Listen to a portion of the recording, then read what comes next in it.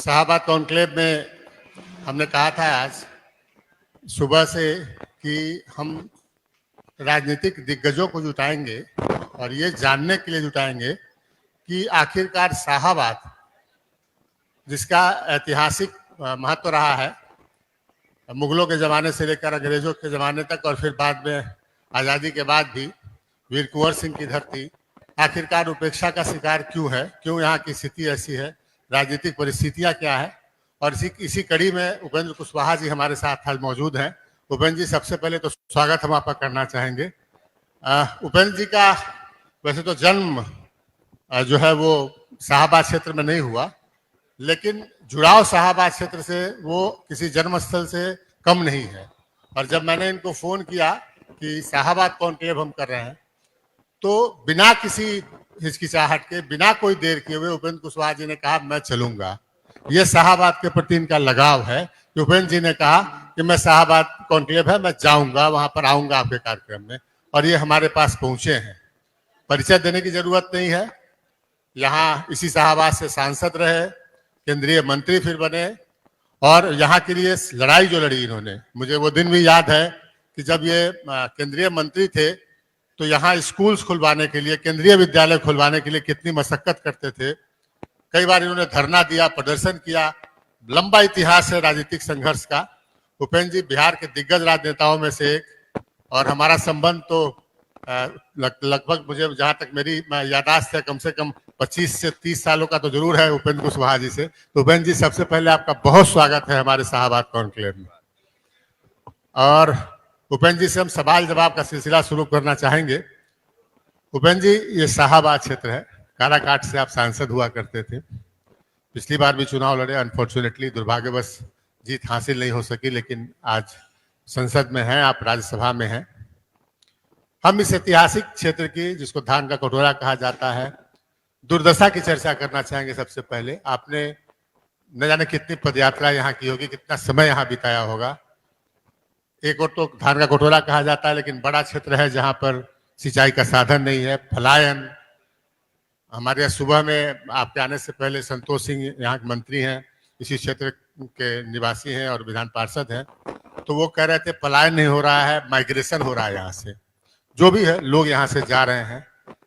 चिकित्सा व्यवस्था सही नहीं है, शिक्षा की स्थिति आपसे छुपी नहीं, आप तो शिक्षा मंत्री रहे केंद्रीय, और आपने कितना संघर्ष किया वो हमने देखा है। तो ये बदहाली की तस्वीर क्यों है शाहबाद क्षेत्र की? सबसे पहले राजनीतिक सवाल पूछने से पहले ये जो जनता के मन में सवाल उठता है वो पूछना चाहेंगे आपसे। जनता के मन में सवाल है, आप उसकी चर्चा कर रहे हैं, उसी नजर से आपके इस सवाल का मैं जवाब भी देना चाहता हूं। ठीक है कि सत्ता में जो लोग भी रहे हैं उनकी बड़ी जवाबदेही होती है किसी भी क्षेत्र के विकास के लिए, चाहे शिक्षा का संदर्भ हो, स्वास्थ्य का संदर्भ हो, पलायन का इशू हो, रोजगार का इशू हो, सब बात। लेकिन जनता का भी कुछ दायित्व है, और दायित्व तो बाकी समय जो भी है, चुनाव के समय मतदान करते हुए लोगों को इन चीजों का ख्याल रखना चाहिए। हम महसूस करते हैं कि अब तक न सिर्फ शाहबाद बल्कि बिहार के अन्य हिस्सों में भी कई बार ऐसी स्थिति देखने को मिलती है कि जिन सवालों की हम चर्चा कर रहे हैं अभी, मतदान करते समय लोगों के मस्तिष्क में यह सवाल नहीं रहता है। लोग जात के आधार पे, कुछ और भावनात्मक मुद्दों के आधार पे एक्ट कर जाते हैं। सरकार में जो लोग रहते हैं उनकी कोई गलती होती है तो 5 साल पर सजा देने का भी लोगों के हाथ में उसकी भी ताकत है। तो समय समय पर लोगों को इस बात का ख्याल रखना चाहिए कि हमारे हाथ में प्रतिनिधि सरकार चुनने का जो अधिकार संविधान ने दिया है, इस अधिकार का इस्तेमाल हम अपने यहाँ बेरोजगारी की समस्या का निदान ढूंढने के लिए करें, हम किसानों की समस्याओं का निदान ढूंढने के लिए करें, शिक्षा स्वास्थ्य की व्यवस्था के लिए करें, इसमें कहीं ना कहीं जनता की ओर से भी थोड़ी चूक हो जाती है। सबसे बड़ा कारण इसका यही है।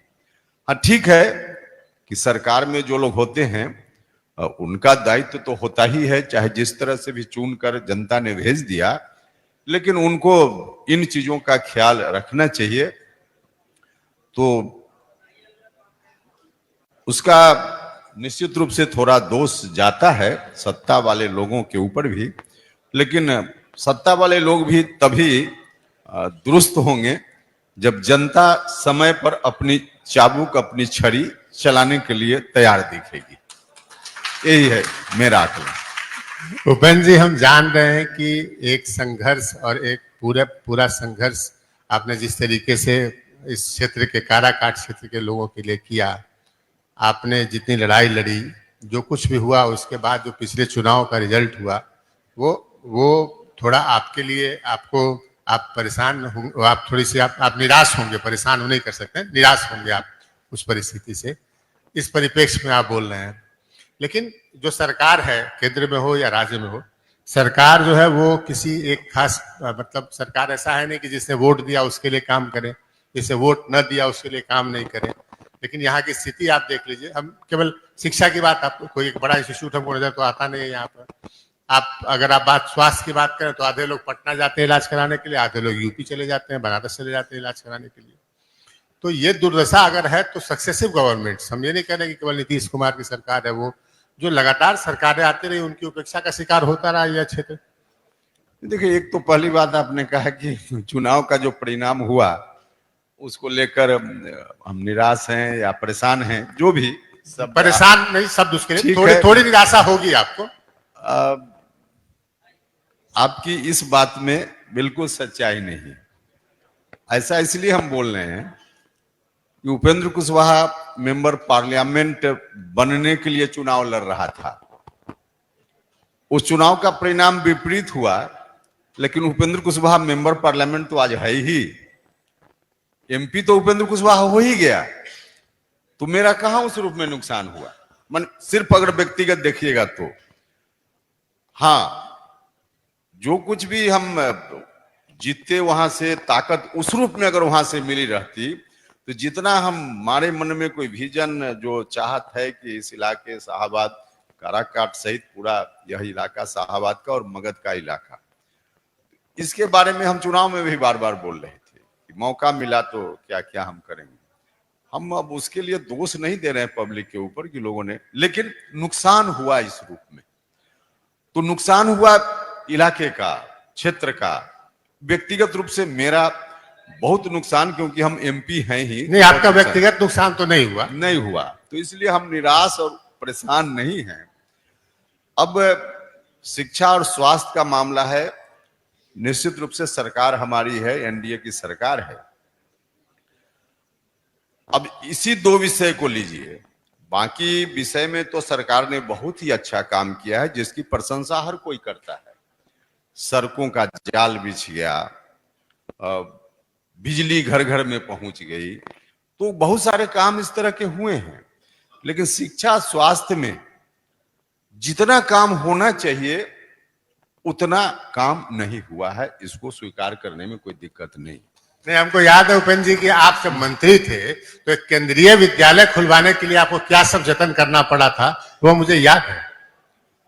बिल्कुल आपको याद है, आपको तो बार बार मुझको याद दिलाने की जरूरत नहीं है। मुझको आप कह रहे हैं इस सरकार की तारीफ कर रहे हैं, यही बिहार में सरकार। हम तो देखिए नहीं, हमने कहा तारीफ की, तारीफ तो अभी करने वाले थे, बीच में आप रोक दिया आपने। हमने तो कहा कि जितना काम होना चाहिए था उतना नहीं हुआ है, तो इसमें तारीफ हमने कहा की, तारीफ तो आगे करते जहां से आपने रोक दिया। देखिए, हम यह कहेंगे कि काम बहुत हुआ है शिक्षा के क्षेत्र में, नीतीश कुमार जी ने किया बहुत है, स्वास्थ्य के क्षेत्र में भी किया, लेकिन जितना होना चाहिए उतना नहीं हुआ है, हम तो यह कह रहे हैं। और केंद्रीय विद्यालय की चर्चा कर रहे हैं, चुनाव का समय है, अब थोड़ा ज्यादा उसका विश्लेषण इस मंच से हो जाएगा, तो काहे मेरा नुकसान आप करवाना चाहते हैं? हम आपका नुकसान नहीं करना चाहते। तो हम आप कुछ चीज ऐसी है जो सब लोगों को पता है, और कुछ स्वभाव भी होता है ना, नेचर होता है आदमी का। नीतीश जी को जितना दिन से आप बताए कि 25 साल से उपेंद्र कुशवाहा से संबंध है, तो नीतीश जी से भी उससे कम समय से आपका संबंध नहीं है, और मेरा भी संबंध है, तो उनका भी कुछ स्वभाव है। तो उस स्वभाव के चलते परिवार में, आपके स्वभाव के चलते आपकी पत्नी को कुछ परेशानी होती होगी, भाई को कुछ परेशानी होती होगी, बेटा को भी कुछ परेशानी, बेटी को परेशानी होती होगी। तो कुछ स्वभाव का पार्ट है जिसके चलते परिवार के लोगों को परेशानी होती है, लेकिन अब स्वभाव है तो स्वभाव है, नेचर है तो नेचर है। अब नेचर है, उस नेचर के चलते, नीतीश जी का जो नेचर है उसके चलते थोड़ी कठिनाई कभी कभी बीच में आई। अब इसको क्यों आप बहुत ज्यादा विश्लेषण में लेके आ रहे हैं? नहीं, हम नीतीश जी के से आपके संबंधों की चर्चा हम कैसे भूल सकते हैं? संबंध की चर्चा नहीं हम कर, हम केंद्रीय विद्यालय से अगर जोड़ नहीं, हम नेचर की बात, कहीं ना कहीं मामला वहीं पहुंच जाएगा जिसकी हम बात। जी, हमको याद आता है कि आपका नाम तो उपेंद्र प्रसाद सिंह है भी, अभी शायद संभवतः सर्टिफिकेट में वही होगा, लेकिन आपको उपेंद्र कुशवाहा का नाम भी तो नीतीश जी ने दिया था। आपके संबंध ऐसे रहे? बिल्कुल बिल्कुल। हर आदमी में कुछ गुण भी होता है, कुछ अवगुण भी होता है। दुनिया में कोई व्यक्ति 100% परफेक्ट नहीं है। नीतीश जी में बहुत सारे गुण हैं, थोड़ा स्वभावगत दोष है, वरना जिस केंद्रीय विद्यालय की आप चर्चा कर रहे हैं, एक केंद्रीय विद्यालय जो मेरे काराकाट लोकसभा क्षेत्र में ही जब हम मंत्री थे तो सैंक्शन हमने किया था, शाहबाद में नहीं है, मगध में है, क्योंकि काराकाट लोकसभा क्षेत्र का आधा हिस्सा मगध, हाँ। वहां एक केंद्रीय विद्यालय मैंने सैंक्शन किया था, और स्वीकृति के बाद भी केंद्रीय विद्यालय वहां नहीं खुल पाया। उसमें एक नया पैसा राज्य सरकार को नहीं देना था, 1 इंच जमीन भी राज्य सरकार को नहीं देनी थी। हमने एक महंत जी से, जिनका हम हर मन से धन्यवाद करते हैं, उनसे मांगी थी जमीन, और महंत जी ने दान स्वरूप 10 एकड़ जमीन केंद्रीय विद्यालय के लिए दे दी। बीच में थोड़ी सी औपचारिकता थी जो राज्य की सरकार को करना था, राज्य की सरकार ने नहीं किया, जिसके चलते केंद्रीय विद्यालय नहीं खुल पाया। लेकिन अब जानकर खुशी होगी आपको, और मुझको तो बेहद प्रसन्नता है कि अभी महीना 1.5 महीना पहले यह काम राज्य की सरकार ने कर दिया है। अब जाकर केंद्रीय विद्यालय अगले सत्र से खुल जाएगा वहां।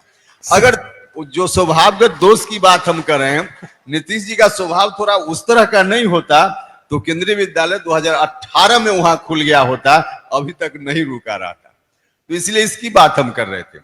दूसरा, आप मेरे नाम के बारे में कह रहे हैं, तो निश्चित रूप से मेरा नाम तो सर्टिफिकेट में उपेंद्र प्रसाद सिंह ही है, मैट्रिक का सर्टिफिकेट, बाकी सभी सर्टिफिकेट में।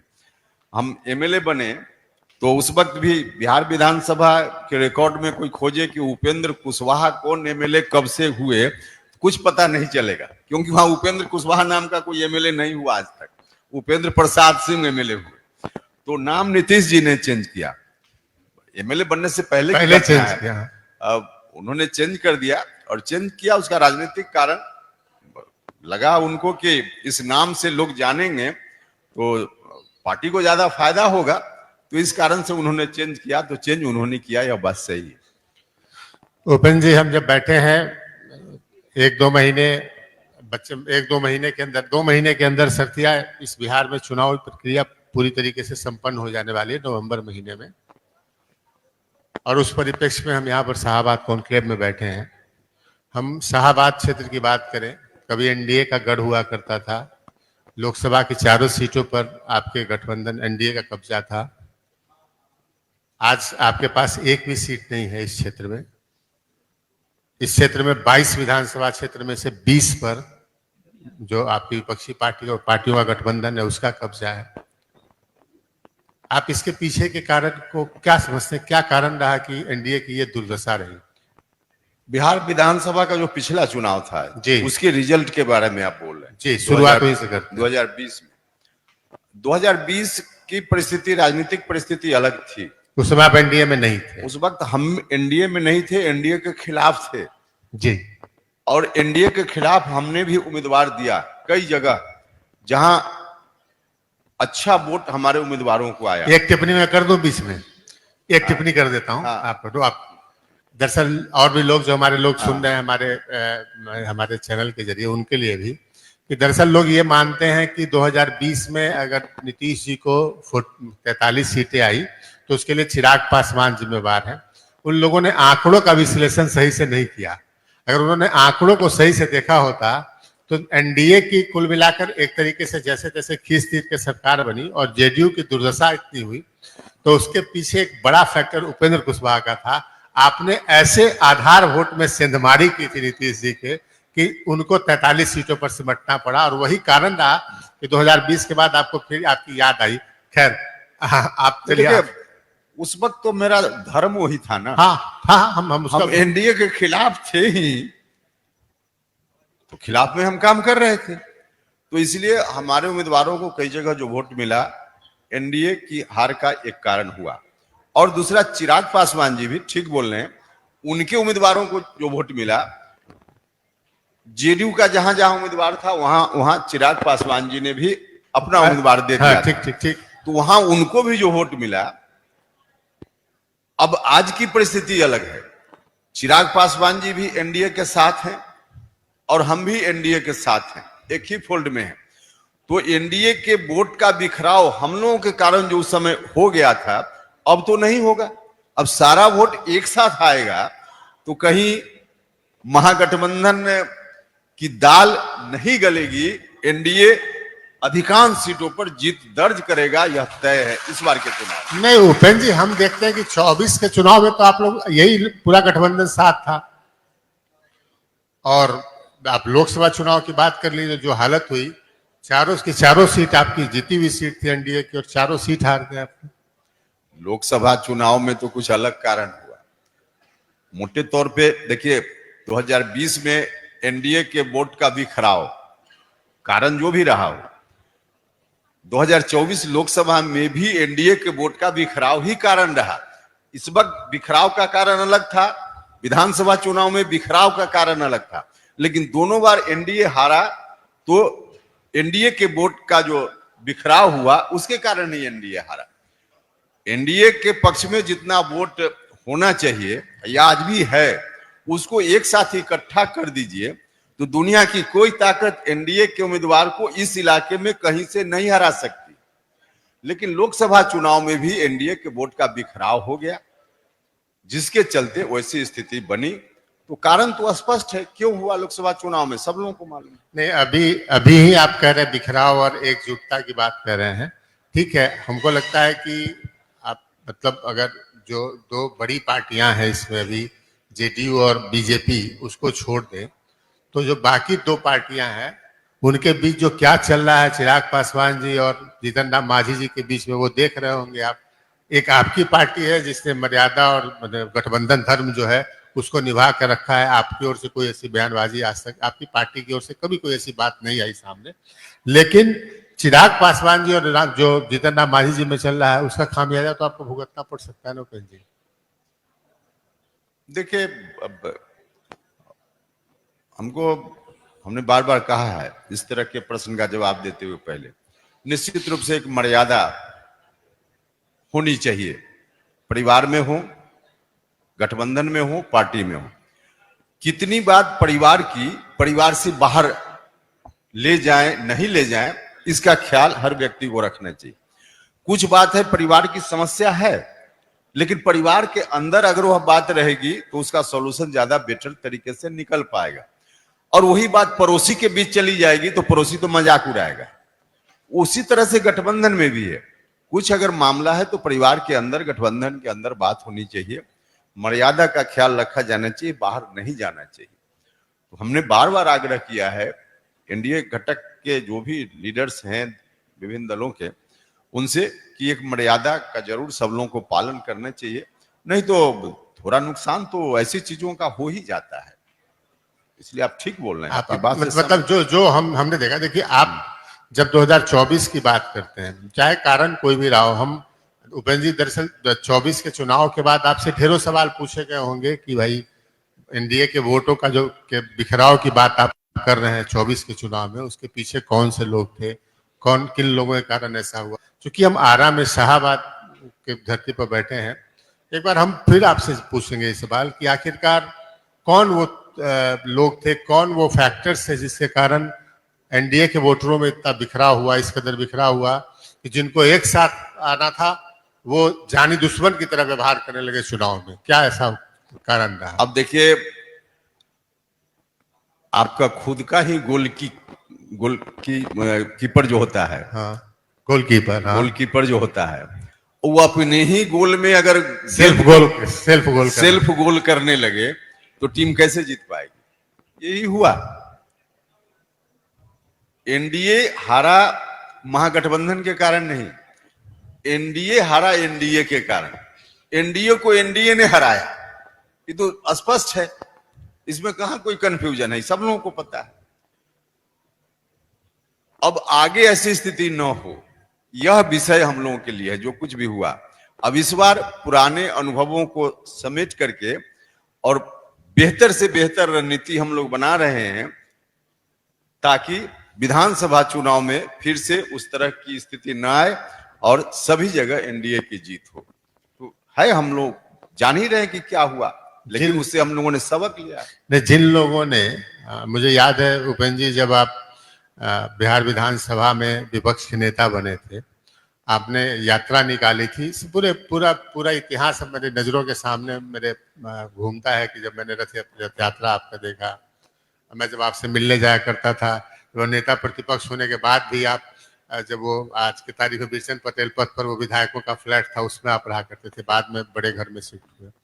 उस समय से जो एक तबका जो आपकी मतलब गठबंधन, उस समय जो आप पार्टी, जिस पार्टी में थे और आज के गठबंधन की बात कर रहे हैं, उसका जो मजबूत, जिसको कुश आप लव कुश में कुश कहते हैं, वो मतलब वो किस तरीके से मजबूती से आप लोग के साथ खड़ा रहता था, आज वो इस लोकसभा चुनाव में अलग हुआ। आपको लगता है कि जो जो उनके मन में टीस थी, वो टीस अब खत्म हो जाएगी इस विधानसभा चुनाव में? देखिए, उस वक्त जो हुआ वो तो स्वाभाविक प्रतिक्रिया थी। एक्शन होगा तो रिएक्शन उसका होगा। जैसे हम यहां बोल रहे हैं, उधर से प्रतिध्वनि हो रही, इक्को हो रहा है। इक्को को हम लाख रोकना चाहें और हम बोलना नहीं बंद करें तो कभी इक्को नहीं रुकने वाला है। प्रतिध्वनि को रोकना है तो ध्वनि को रोकना पड़ेगा। तो उस वक्त जो कुछ भी हुआ उसकी प्रतिक्रिया हुई, लेकिन हमने कहा ना कि जो पुराना अनुभव है उस अनुभव को लेकर अब नई स्ट्रेटजी बेहतर से बेहतर हम लोग बना रहे हैं। आगे उस तरह की बात नहीं होगी। एनडीए मजबूती के साथ पुरानी गलतियों से सबक लेते हुए चुनाव लड़ेगा और शाहबाद में भी लगभग सभी सीटों पर हम लोग जीतेंगे। एनडीए पर तो हम बात करेंगे, लेकिन एक फिर चर्चा अभी देख रहे हैं, सुन रहा हूं अभी ये सियासी गलियारे में चर्चा हो रही है कि पवन सिंह जो है वो फिर से बीजेपी के साथ आ सकते हैं। अब इस गलियारे की चर्चा मुझ तक नहीं आई है। चर्चा जब मुझ तक आएगी तब हम इस पर कोई प्रतिक्रिया देंगे। अभी मुझ तक कोई चर्चा कहा जा रहा है कि वो नहीं सुनाई दी। वो कहा जा रहा है कि विधानसभा का चुनाव भी लड़ सकते हैं। हमने कहा ना कि अभी तक उस तरह की चर्चा मेरे कानों तक नहीं आई। हाइपोथेटिकल ही मान लीजिए, आप अगर बीजेपी की ओर से आते हैं तो आप उनके पक्ष में। हाइपोथेटिकल सवाल का जवाब हम नहीं देंगे। आप सवाल से बचना चाहते हैं? नहीं, बिल्कुल नहीं। काल्पनिक सवाल का जवाब नहीं देंगे। काल्पनिक एक्चुअल सवाल हो तो उसका जवाब। हम आपके लिए काल्पनिक इसको करार दे रहे हैं, लेकिन ये गंभीर चर्चा है कि पवन सिंह चुनाव लड़ सकते हैं। कहां चर्चा है? मैं बीजेपी नेताओं के पास बैठता हूं, वहां चर्चा होती है, मेरे सामने चर्चा कभी ऑफिशियल स्टेटमेंट तो हम लोगों ने आज तक नहीं देखा। कोई ऑफिशियल स्टेटमेंट हो, कोई मीडिया में कोई बड़े नेता की बात आई हो तो हम समझ सकते हैं। अदरवाइज पटना में एमएलए फ्लैट के गलियारों में वहां जो चर्चा होती है वो तो रोज किसी न किसी को मुख्यमंत्री लोग बना देंगे शाम में, और 1 घंटा के बाद फिर मुख्यमंत्री से हटा देंगे। तो वहां जो चर्चा होती है उस चर्चा को लेकर हम लोग चर्चा करें, ये मुनासिब नहीं। भूपेंद्र जी, एनडीए की बात हम कर रहे हैं, आप कह रहे हैं एनडीए में सब कुछ इस बार ठीक रहेगा, दुरुस्त रहेगा। ठीक और दुरुस्त की स्थिति ये है कि चुनाव सामने है। आप लोगों ने लगातार, आपकी ओर से भी बयान आया और भी दूसरी पार्टी की ओर से बयान आया कि सीट शेयरिंग हो जानी चाहिए, लेकिन हम देखते हैं तो पूरा ब्लैंक नजर आता है कि सीट शेयरिंग कहाँ है, ये कुछ पता ही नहीं चल रहा है कि सीट शेयरिंग कहाँ है, कहाँ कब होगा। अच्छा देखिए, व्यवहारिक बात है। आप भी इतने दिनों से देख रहे हैं, हम भी देख रहे हैं। बड़ी पार्टी चाहे इस गठबंधन की हो या उस गठबंधन की हो, उसकी स्ट्रेटजी होती है कि अंत समय तक ले चलो गठबंधन के मामला, खींच के ले चलो। हाँ, अंत समय तक। तो सब बड़ी पार्टियों की यह भूमिका होती है, इस तरह का रवैया उनका होता है। तो रवैया है, अब इसको कैसे हम कहें कि नहीं नहीं है। लेकिन फिर भी कोई नामांकन तो नहीं बीत गया कि घबराहट हो कि अब नामांकन हो रहा है, अभी तक तय नहीं हुआ। उस तिथि के पहले तय हो जाए। नहीं वो तो तय हो ही जाएगा उपेंद्र जी, लेकिन अगर आपको पहले से ये पता हो कि उपेंद्र कुशवाहा आपकी पार्टी कितने सीटों पर चुनाव लड़ेगी, तो आप बेहतर तैयारी कर पाएंगे, बेहतर उम्मीदवार दे पाएंगे। बात ठीक कर रहे हैं, लेकिन हम फिर कहेंगे उस गठबंधन या उस गठबंधन में भी तो तय नहीं हुआ। उस गठबंधन या इस गठबंधन, कोई गठबंधन विशेष की बात नहीं है। बड़ी पार्टियों का यह रवैया होता ही है। इतने दिनों से हम लोग देख रहे हैं, तो नया आदमी घबरा जाएगा। हम लोग अब घबराते नहीं, क्योंकि स्वीकार कर लिए हैं कि यही बड़ी पार्टी करती है तो है सो है। अब इस पे क्या करना है? कब तक उम्मीद है, आप क्या उम्मीद रखते हैं? हमने कहा ना कि नामांकन के पहले हो जाएगा। नामांकन के पहले हो जाएगा। ऐसा जवाब आपने दिया, नामांकन से पहले तो हर हाल में होना है। बिल्कुल हो जाएगा। नहीं, इसका आपको लगता नहीं कि इसका खामियाजा भुगतना पड़ेगा? खामियाजा भुगतना उस गठबंधन में, जो सामने गठबंधन है विपक्ष में, वहां भी कहां हो गया है? वहां भी तो नहीं हुआ है। हम अपना घर दुरुस्त करेंगे कि नहीं, तो उधर से जो अस्त्र चलेगा उसकी काट हमको इधर से चलानी पड़ेगी। तो अभी उधर से भी अस्त्र चलाने की कोई तैयारी ही नहीं है, तो इधर के लिए हम क्यों घबराएं? कोई घबराहट जैसी बात नहीं। उपेंद्र जी, लोकसभा चुनाव में भी हमने देखा, हम उस दौर को याद करते हैं, 2014 के दौर को हम वहां से शुरुआत करते हैं। तो 2014 में जब नरेंद्र मोदी जी चुनाव लड़ रहे थे, मैंने जब उन प्रधानमंत्री कैंडिडेट घोषित करके चुनाव बीजेपी लड़ रही थी, तो बिहार में उसमें नीतीश जी उनका साथ छोड़ के जा चुके थे। तो वहां पर उस दौर में बिहार में जब सहयोगी तलाशे निकले तो उनको उपेंद्र कुशवाहा नजर आए, उनको रामविलास पासवान जी, स्वर्गीय रामविलास पासवान जी नजर आए। 3 सीट आपको उसमें मिली थी और आपका प्रदर्शन क्या रहा था हम क्या बताएं, तीनों सीट आप जीते उस समय। आखिरकार 2024 के चुनाव में उपेंद्र कुशवाहा को सिर्फ 1 सीट पर उनकी पार्टी को सिमट जाना पड़ा। क्यों भाई, 1 सीट क्यों गठबंधन में मिली? अब उसका कारण जानकर अभी क्या कीजिएगा? इसलिए जानना चाहते हैं कि कारण जानकर अभी क्या कीजिएगा? नहीं, उसको जानना चाहते हैं कि 2025 के लोग विधानसभा चुनाव में क्या होगा, ये हम जानने की उत्सुकता है। विधानसभा चुनाव 2025 में क्या होगा? जब होगा तो पता चल जाएगा। जब होगा तो पता चल जाएगा। कुछ तो एक आकलन होगा आपका, कितने सीटों पर चुनाव आप लड़ना चाहते हैं? अब सीधा इस सवाल पर आइए ना। हम यही सवाल पर आ रहे हैं। देखिए, इस तरह की चर्चा वही परिवार वाली बात होती है कि परिवार की किस बात को बाहर ले जाएं और किस बात की चर्चा परिवार के अंदर करें। आप ठीक बोल रहे हैं, कुछ तो होगा, तो है ही, मन में तो है ही, लेकिन उसकी चर्चा इस मन से करने से थोड़ा नुकसान ही हो सकता है। लाभ क्या होगा? लाभ कुछ नहीं होगा। हाँ, जिस प्लेटफॉर्म पर चर्चा की जरूरत होगी वहां चर्चा करेंगे, वहां हम रखेंगे कितनी सीट क्या, लेकिन यहाँ चर्चा करने का कोई मतलब नहीं। हम अभी 2-3 दिन पहले मांझी जी का बयान सुने थे, जीतन राम मांझी जी का बयान। वो कह रहे थे कि आप बीजेपी हमें इतनी सीट भी नहीं देती है कि हमारी पार्टी मान्यता प्राप्त पार्टी बन जाए बिहार में। बड़ा दर्द था उनके कि हम केंद्रीय मंत्री हैं, हमारे 4 विधायक हैं, हमारे राज्य सरकार में मेरे मंत्री हैं, और इतनी भी सीट हमको नहीं मिलती है गठबंधन में कि हम एक मान्यता प्राप्त पार्टी बन जाए। वो एक रजिस्टर्ड पार्टी बन के हम पार्टी रह गई है। आपके मन में भी दर्द होगा कि राष्ट्रीय लोक मोर्चा जो है वो मान्यता प्राप्त पार्टी भी नहीं बन पाएगी। मांझी जी ने क्या कहा, कोई जरूरी है हम भी उसकी कॉपी करें? नहीं, लेकिन वाजिब बात कही ना। वाजिब बात है तो उनकी बात है ना। आप अपनी पार्टी को लेके ऐसा नहीं सोचेंगे कि हमारी पार्टी मान्यता प्राप्त पार्टी हो? सोचने के लिए आदमी बहुत कुछ सोचता है, लेकिन हर चीज के लिए कुछ व्यवहारिक पक्ष होता है। अभी सोच ले कोई व्यक्ति कि हम 56 प्रकार का व्यंजन खाएं, भोजन करें, और उसके घर में दाल रोटी के अलावा कुछ नहीं हो, तो व्यवहारिक पक्ष पर ध्यान नहीं रखेगा तो कैसे काम चलेगा? हम सभी मामलों में करें, सिर्फ पार्टी और सीटों के मामले में नहीं करें, व्यवहारिक पक्ष पर ध्यान रखना ही चाहिए। तो इसलिए सिर्फ बोलने से, स्टेटमेंट दे देने से उससे नहीं होता है ना। तमाम परिस्थिति को ध्यान में रखकर कोई बात होती है। एक सवाल आपका व्यक्तिगत, आपके जीवन से जुड़ा सवाल है, पॉलिटिकल भी है। बार बार चर्चा होती है कि मैडम आपकी वो चुनाव मैदान में उतरेंगी। इस बार भी फिर चर्चा हो रही है कि मैडम चुनाव मैदान में उतरेंगी, तो क्या आपको लग रहा है इस बार मतलब उतारेंगे आप? जनता लोग जानना चाहती है ये। देखिए, उतारेंगे, यह जो बात है आपकी, इसी को तो तोड़ना है समाज में। कोई पत्नी, महिला चुनाव लड़ना चाहे तो पति के परमिशन की जरूरत न हो उसको। हम लोग यही तो बना कर रखे हैं पुरुष प्रधान समाज, कि पत्नी कोई काम करेगी तो अपने पति से पूछ कर करेगी। मेरी पत्नी को चुनाव लड़ना होगा तो हमारी परमिशन की जरूरत है। आवेदन देंगी आपकी पार्टी में? पार्टी का मामला है तो उसमें टिकट के लिए जैसे और कोई आवेदन देता है, आवेदन देंगी, वो एक अलग विषय है। लेकिन पत्नी के रूप में वो लड़ेंगे कि नहीं लड़ेंगी, इसका डिसीजन हम कैसे करेंगे? तो ये डिसीजन उनको करना है। तो सक्रिय सदस्य तो बना रखा होगा ना आपने उनको? तो सक्रिय सदस्य सक्रिय सदस्य तो है ही पहले से, बिल्कुल है। उपेंद्र जी, हमने सुना कि किसी को आपने कहा कि लोग इतना सवाल पूछ रहे हैं कि आपकी पत्नी चुनाव लड़ेंगी, आपकी पत्नी चुनाव लड़ेंगी, कि अब लग रहा है कि चुनाव उनको लड़ा ही दिया जाए। इतना लोग लड़ा ही दिया जाए नहीं, आप ठीक बोल रहे हैं, इसमें आपकी बात में आंशिक सच्चाई है। अब चारों तरफ से मीडिया में रोज आने लगे कि उपेंद्र कुशवाहा की पत्नी चुनाव लड़ेंगी, चुनाव लड़ेंगी, तो नहीं भी मन में होगा तो आ जाएगा कि हाँ ठीक ही है, हमको चुनाव लड़ना चाहिए। तो इसलिए हमने यह बात कही है।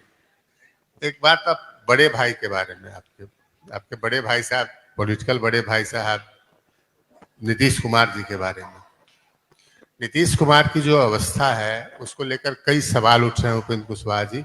सार्वजनिक स्तर पर यह सार्वजनिक बड़े आम चर्चा का विषय बन गया है कि नीतीश जी कितने स्वस्थ हैं और कितने अस्वस्थ हैं, इसकी लगातार चर्चा हो रही है।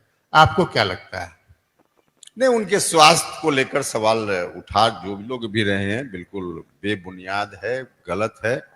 अभी भी नीतीश कुमार जी जितना काम कर रहे हैं, आप देख रहे हैं कि हर दिन कोई ना कोई कार्यक्रम बिहार के अन्य जिलों में, पटना से बाहर भी लगातार सक्रियता। तो इतना जो व्यक्ति सक्रिय है उसके स्वास्थ्य को लेकर कोई चर्चा करे कि स्वास्थ्य ठीक नहीं है, विपक्ष के लोग इस तरह की बात कर रहे हैं, उलूल जुलूल बात कर रहे हैं, वरना स्वास्थ्य को लेकर कोई मामला ऐसा नहीं है जो आप बता रहे हैं। दूसरी बात उपेंद्र जी की, बड़े भाई के प्रति, उनकी पार्टी के प्रति, दो पार्टियां हैं आज किन परिस्थितियों में आपको जेडीयू से इस बार अलग होना पड़ा वो सब जग जाहिर है। आपकी एक अलग पार्टी है, लेकिन आप जेडीयू की चिंता बहुत सता रही है आपको। देखिए, हम जो कुछ भी बोल रहे हैं लोग भूल जाते हैं। हमने कहा कि नीतीश जी अपनी पार्टी के बारे में कोई डिसीजन लें। आप याद कीजिए, यह बात हमने पहले नहीं कही है। स्वयं नीतीश जी कभी अपने नए उत्तराधिकारी की घोषणा कर रहे थे कि नहीं कर रहे थे? कर रहे थे। क्यों कर रहे थे? उनको आवश्यकता खुद महसूस हुई होगी कि हमको उत्तराधिकारी बनाना चाहिए। किसको बनाना चाहिए वो एक अलग विषय था। हमने ऑब्जेक्शन किया कि आप जिसको बनाने की बात कर रहे हो गलत है। गलत कर रहे थे नीतीश जी, हमने उनको कहा उस समय, वो एक अलग विषय था। लेकिन महसूस तो उन्होंने किया नहीं, लेकिन महसूस तो किया उन्होंने कि उत्तराधिकारी बनाना चाहिए। उन्होंने महसूस किया तो उन्होंने खुद किया, इसलिए आज हम बोल रहे हैं कि कीजिए। नहीं, हम रोक रहे हैं इसमें। उत्तराधिकारी तो आपको ही बना रहे थे। नहीं, आप देखिए, आप थोड़ी राजनीति में ठीक है, बहुत सारी बातें नहीं कही जाती है, लेकिन आपका दिल जानता हुआ कि आप जब नीतीश जी इस बार जब आप गए थे तो उन्होंने आपको कहा था कि नहीं कि हमारे बात कौन है, आप ही को देखना है। सर देखिए, व्यक्तिगत कुछ बात किसी से होती है, व्यक्तिगत ही रहे, उसकी चर्चा सार्वजनिक नहीं करनी चाहिए। जो बात नीतीश जी ने सार्वजनिक रूप से कही हम उसकी चर्चा कर रहे हैं। नीतीश जी ने ही कहा जब आरजेडी के साथ नीतीश जी चले गए कि हम उत्तराधिकारी, मेरे बाद यही होगा, तो इसका मतलब उन्होंने महसूस किया ना कि मेरे बाद कौन होगा, इसकी जरूरत आ पड़ी है। खुद ही उन्होंने कहा। तो उन्होंने कहा 4 साल पहले, हम तो अब कह रहे हैं। आप अभी कह रहे हैं 4 साल के बाद। हाँ ठीक, आप कह रहे हैं। एक तो हम उस पर जिनको वो अपना उत्तराधिकारी बना रहे थे, हमारे पिछले पूर्णिया में कॉन्क्लेव कर रहे थे, तो हमारे साथ वो थे सीमांचल कॉन्क्लेव में, तो कह रहे थे कि जिसको नीतीश जी ने कहा कि उत्तराधिकारी बनाएंगे उनका गला काट दिया। तो शायद उस सूची में आपका भी नाम वो रख रहे हो, ये अलग मामला है। लेकिन आप जो बोल रहे हैं, आप बोल रहे हैं कि निशांत कुमार को उत्तराधिकारी घोषित करें या किसी को घोषित करें, अगर नहीं करते हैं तो फिर जो पार्टी दूसरे ऐसे लोगों के हाथ में चली जाएगी जो जिनकी विचारधारा अलग है। किन लोगों के हाथ में जाने का डर है आप? किसी के हाथ में जाने की बात हम नहीं कर रहे। समय रहते अगर नीतीश जी नहीं कोई निर्णय लेंगे तो जो समर्थक जनता है, जनता दल यूनाइटेड की समर्थक जनता, उसको निराशा होगी। उसको उम्मीद है कि यह कारवां चलता रहे। स्वाभाविक रूप से यह कारवां चलेगा। देखिए, उसमें इर्द गिर्द जो लोग भी हों, कोई पार्टी होती है उसमें एक जात के लोग नहीं रहते, सभी जात के लोग रहते हैं, लेकिन कोई ना कोई सोशल बेस तो उसका होता ही है। तो सोशल बेस कौन सा है जिसको जेडीयू रिप्रेजेंट कर रहा है? सोशल बेस जहां से निर्माण हुआ, समता पार्टी, फिर जनता दल यूनाइटेड, निर्माण लव कुश, फिर अति पिछड़ा समाज के लोग, बाद में चलकर दलित सवर्ण जात के लोग भी, सब लोगों ने साथ दिया, तब मुख्यमंत्री बने, वो एक अलग विषय है। लेकिन बेस तो बनाने का काम, नींव में वहां डालने का काम तो लव कुश और अति पिछड़ा समाज के लोगों ने ताकत शुरुआती दौर में दी। इसी वर्ग के बीच से कोई अगर उत्तराधिकारी होगा उनका, तभी जेडीयू चलेगा, यह स्पष्ट है।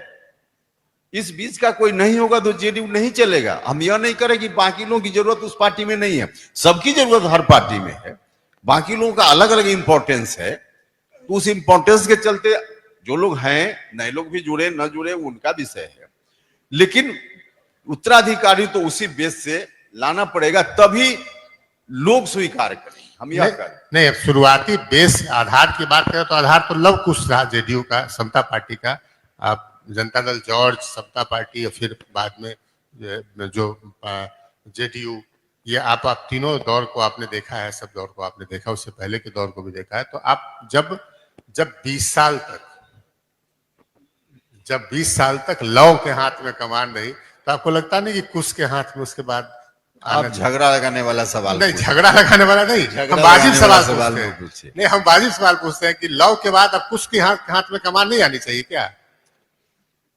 नहीं, देखिए, जो भी व्यक्ति किसी जात का हो, मुख्यमंत्री बनने की योग्यता क्षमता रखता है, उसको मौका मिलना चाहिए। वो किसी जात का हो, उस पर नहीं कि इसी जात का कोई व्यक्ति बने। हाँ, लोगों की आकांक्षा जरूर रहती है, लोगों की अपेक्षा जरूर रहती है, और यह अपेक्षा रहती है कि हमने कभी कुछ उधार आपको दिया, जरूरत पड़ी तो आप हमको भी दीजिएगा, समय पर मदद कीजिए, यह भावना लोगों में रहती है। तो उस भावना के चलते लोग ऐसे हैं। तो अब उसमें मेरी कोई भूमिका तो है नहीं, इस काम के लिए हमको क्या करना चाहिए, मेरी कोई भूमिका नहीं है। लेकिन आप साफ वही से बोलते हैं ना, आप बोलते हैं कि नीतीश जी को अपना उत्तराधिकारी तय करना चाहिए। तब तो कह ही रहे कि उत्तराधिकारी, तो ये भी साथ में बोल दीजिए कि नीतीश जी कुछ समाज, अब जो लव जब 20 साल तक रहे तो कुछ को भी अब आगे बढ़ाना चाहिए। हम यह कहेंगे कि बिहार को बेहतर से चलाने की क्षमता जिसमें भी हो, किसी जात का हो, वह व्यक्ति मुख्यमंत्री बन सकता है। अभी आप सामाजिक आधार की बात कर रहे थे, हमने समाज के लोगों की जो सोच है हम उसकी बात कर रहे थे। हम समाज के लोग जो सोचते हैं जिस तरह से, हम उसकी बात कर रहे हैं। लेकिन बिहार के इंटरेस्ट में जो मुख्यमंत्री बनने की योग्यता रखता है उसको मुख्यमंत्री बनना चाहिए, मेरी राय। बाकी इन तमाम परिस्थितियों को देखते हुए नीतीश जी को डिसीजन लेना है, क्योंकि अभी उस कुर्सी पर वही हैं, तो डिसीजन उनको लेना चाहिए। सबसे पहले तो पार्टी के बारे में डिसीजन ले, मुख्यमंत्री के बारे में तो अभी एनडीए ने तय कर दिया है कि उन्हीं को अगला मुख्यमंत्री रहना है, इसमें कोई कंफ्यूजन नहीं है। नीतीश जी ही अगला मुख्यमंत्री रहेंगे, यह एनडीए ने फाइनल किया है। नहीं, अमित शाह जी तो बोल रहे हैं, नहीं, अमित शाह जी तो बोल रहे हैं कि हम 25 के बाद तय करेंगे, जब विधायक चुनेंगे कि कौन सा मुख्यमंत्री होगा। देखिए, कुछ प्रक्रिया होती है किसी भी चीज के मामले में। नरेंद्र मोदी जी तो प्रधानमंत्री पद के घोषित तो उम्मीदवार 2014 में ही हो गए। 2014 का लोकसभा चुनाव संपन्न हुआ, तो फिर जो लोग भी मेंबर पार्लियामेंट लोकसभा में जीत कर गए, उनकी बैठक हुई। उस बैठक में किसी ने नरेंद्र मोदी जी के नाम का प्रस्ताव किया, सब लोगों ने मिलकर समर्थन किया, और तब प्रधानमंत्री पद के लिए ये तो सब, तो ये प्रक्रिया है ना। ठीक है, इस प्रक्रिया के संदर्भ में अमित शाह ने बात की है। इस प्रक्रिया से तो फॉर्मेलिटी तो पूरा करना पड़ेगा ना, यही उन्होंने कहा है कि तय करेंगे मतलब औपचारिकता तो देनी पड़ती है, नाम भले वही हो, लेकिन फिर विधायक दल की मीटिंग होगी, विधायक दल की मीटिंग में फिर कोई प्रस्ताव करेगा कि नीतीश कुमार विधायक दल के नेता, और फिर विधायक लोग जाएंगे गवर्नर साहब के यहाँ लेकर कि देखिए हम लोगों ने तय किया, यही नेता है, इनको मुख्यमंत्री आप बनाइए। तो इस प्रक्रिया की बात उन्होंने की है और उसकी व्याख्या अलग तरीके से आप लोग कर रहे हैं। उपेंद्र जी, आपने अब सार्वजनिक तौर पर न स्वीकारे कोई बात नहीं, लेकिन लोगों के मन में डाउट है। यही अमित शाह 2020 में चुनाव से पहले बोल रहे थे छाती ठोक कर हर सभा में कि हमारी सीट ज्यादा आए कम आए कोई मतलब नहीं है, नीतीश कुमार ही अगले सीएम होंगे। और इस बार बोल रहे हैं कि नीतीश कुमार जी के नेतृत्व में चुनाव लड़ेंगे, सीएम तो विधायक लोग तय करेंगे। ठीक है, आपकी राजनीतिक मजबूरी हो सकती है कि आप नहीं कोई बोले। मजबूरी की बात नहीं है, हमने जो कहा वही सच है। अमित शाह जी बोल रहे हैं उस प्रक्रिया की बात, औपचारिकता की बात, तो औपचारिकता तो ऐसी निभानी ही पड़ती है। अभी जो बिहार का जो परिदृश्य लग रहा है, अभी आप देख रहे हैं नीतीश जी किसी सरकार के एक बड़े मतलब कद वाले मंत्री ने या फिर बड़े कद वाले एक व्यक्ति ने मुझसे कहा कि जो काम नीतीश जी अभी कर रहे हैं चुनाव से पहले ताबड़तोड़, ये अगर इन्होंने 5-10 साल पहले कर दिया होता ना, जैसे उन्होंने उदाहरण दिया कि अभी सरकार ने 45,000 एकड़ जमीन एक्वायर कर लिया है इंडस्ट्री खोलने के लिए, तो इस तरह के फैसले एक रुपया में वो 10 एकड़ और 20 एकड़ जमीन दे रहे हैं। जिस बिहार में अगर औद्योगिक विकास न होने के कारण रहा कि हमारे पास जमीन नहीं है, आज आप 1 रुपया में दे रहे हैं। तो ये अगर 10 साल पहले आपने एक रुपया में जमीन दे दिया होता उद्योगपतियों को, तो कितने उद्योग यहाँ पर लगे होते। तो ताबड़तोड़ जो घोषणाएं करें नीतीश जी, इतनी सद्बुद्धि पहले क्यों नहीं आई उनको कि भाई 125 यूनिट बिजली फ्री कर दें पहले ही। जिस बात की चर्चा कर रहे हैं हम तो बोल चुके हैं कि अगर यही काम हो गया रहता तो 5 साल पहले केंद्रीय विद्यालय खुल गया होता वहां। वही बात तो आप भी बोल रहे हैं। बोल तो रहा हूं मैं, आप बोल तो वही बात रहे हैं, ये बात ठीक बोल रहे हैं। लेकिन चलो जब जागो तो सवेरा, इसमें क्या दिक्कत है। जनता का काम कभी भी हो रहा है तो अच्छा हो रहा है। तो ये फ्री भी जो आप 10,000 रुपया देना है, सामाजिक सुरक्षा पेंशन 400 जमाने से झूल रहा तो लोग अभी तो 11 अब शुरू हो गया है ना, शुरू हो गया, चलिए हो गया। तो आप लोगों को लगता है कि इन चीजों के सहारे जो है आप जो है वो मतलब सरकार में फिर से वापसी हो सकती है? नहीं, इन चीजों के सहारे का मामला नहीं है।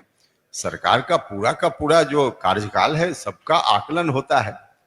एग्जामिनेशन में विद्यार्थी जब बैठता है तो अंतिम दिन जो पढ़ता है वही सिर्फ थोड़े क्वेश्चन आता है। जो 1 साल तक पढ़ता है वो सबसे प्रश्न पूछा जाता है। तो आकलन इवैल्यूएशन नहीं होता है कि 1 साल में इसने क्या किया। तो मुख्यमंत्री जी जो काम कर रहे हैं वो सबका आकलन करके निचोड़ के रूप में जनता वोट देगी। कोई अभी अंतिम का एक जो डिसीजन है उसके चलते थोड़े देगी। केस पेपर टाइप से, यानी कि आनंद फाना में पढ़ लिया इससे फायदा हो जाएगा, ये जो बिजली वाला और ये सामाजिक सुरक्षा पेंशन। वो तो विद्यार्थी सोच सकता है ऐसा, लेकिन ऐसा होता नहीं। जनता 5 साल का आकलन कम से कम जरूर, या उसके पहले भी अगर सरकार में हम लोग हैं तो आकलन वहां से करेगी और उसके आधार पर जनता अपना फैसला देगी। क्या आप देखते हैं क्या चुनाव परिणाम हो सकता है 2025 के विधानसभा चुनाव का? इसमें कहाँ कोई कंफ्यूजन है। पूरे बिहार को हम देख रहे हैं, और देख रहे हैं तो कोई पटना से नहीं देख रहे हैं। हम भी बिहार के गांव में घूमते रहते हैं। अभी परसों ही थे हम इसी जिला के भोजपुर के दर्जनों गांव में हम गए, लोगों के बीच, बिल्कुल ग्राउंड जीरो पर। और हमारे दिनचर्या का हिस्सा है, आप भी जानते हैं, हम घूमते ही रहते हैं लोगों के बीच में।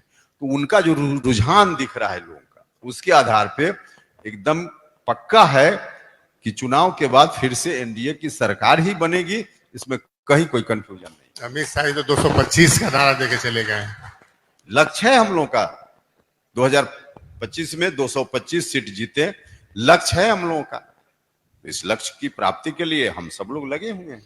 नहीं, जैसे 40 में से आप तो लोकसभा चुनाव में 40 में 40 जीत रहे थे, कहाँ पहुंच गए? 30 पर पहुंच गए। कई सीट खुदा करते आप जीते, जहां लाखों से आप जीतते थे। आपके बहुत सारी ऐसी सीट्स हैं। आपने आप विश्लेषण बहुत बढ़िया करते हैं, तो आप देख रहे हैं तो वो उस टाइप का नारा नहीं होने वाला है ना इस बार। नहीं, इस बार रुझान आप देखिए, लोगों का पता चल जाएगा कि लोग क्या चाहते हैं, और उसी के आधार पे हम लोग बोल रहे हैं कि निश्चित रूप से सरकार एनडीए की बनेगी। इसमें कोई कंफ्यूजन नहीं। उपेंद्र जी, आप पटना से चलकर आए हमारे लिए, आपने इतना समय दिया, आपको आप इतना, चूंकि हम जान रहे हैं चुनाव का समय है और आपके डिमांड्स हम देखते हैं कि लोग आपके पार्टी के वर्कर्स का, नेताओं का अपने क्षेत्र में आने के लिए कितना डिमांड आपकी डिमांड रहती है, आपकी व्यवस्था रहती है। इसके बावजूद आप हमारे कॉन्क्लेव में आए, इतने देर तक आपने समय दिया हमें, हम बहुत आभारी हैं आपका। और हम ये उम्मीद जताते हैं कि जिस मिशन और लक्ष्य के साथ आप निकले हैं वो पूरा होगा और आपकी मेहनत जो है रंग लाएगी, जो अभी तक नहीं लाई है। बहुत बहुत धन्यवाद हमारे कार्यक्रम में आने के लिए। पनोरमा ग्रुप, जो सोचता है वो करता है, आपके अपने सपनों का आशियाना। ये लो, मुंह मीठा करो। आज मैंने अपना जॉब छोड़ दिया, अब हम पूर्णिया वापस जाएंगे। जॉब छोड़ दिया है? मतलब ये घर कैसे चलेगा? हम करेंगे क्या? और माँ बाबूजी क्या बोलेंगे? इसलिए मैं एक और मिठाई का डब्बा लाया। अपने बिजनेस के लिए लोन अप्रूव हो गया। अरे लोन अप्रूव हो गया वो तो ठीक है, लेकिन पूर्णिया में हम रहेंगे कहाँ? अपना घर भी तो नहीं है वहां। इसलिए तो एक और मिठाई का डब्बा अलग से लाया हूं। हमने पूर्णिया में घर ले लिया है, पूर्णिया के ई होम्स पैनोरमा में। पूर्णिया में पैनोरमा ग्रुप लेकर आए हैं ई होम्स पैनोरमा। बड़ा घर, आलीशान जिंदगी और अत्याधुनिक सुविधाओं के संग। अरे अरे, अब क्यों मुंह मीठा करवा रही हो? क्योंकि हम घर वापसी जो कर रहे हैं। घर वापसी की खुशी पूर्णिया में ई होम्स पैनोरमा के संग। E Homes Panorama, luxurious lifestyle redefined.